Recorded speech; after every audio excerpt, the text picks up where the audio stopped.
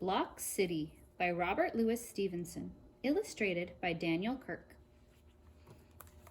What are you able to build with your blocks? Castles and palaces, temples and docks? Rain may keep raining and others go roam, but I can be happy and building at home.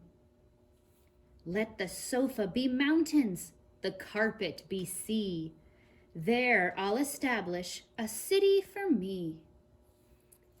A kirk and a mill and a palace beside, and a harbor as well, where my vessels may ride.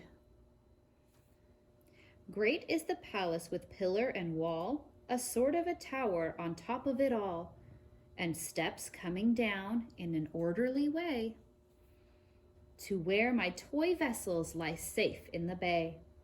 This one is sailing and that one is moored. Sing, hark to the song of the sailors on board.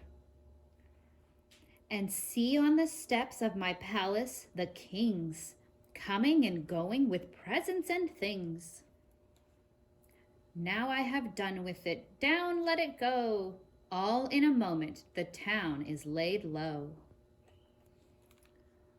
Block upon block lying scattered and free, what is there left of my town by the sea? Yet as I saw it, I see it again, the kirk and the palace, the ships and the men.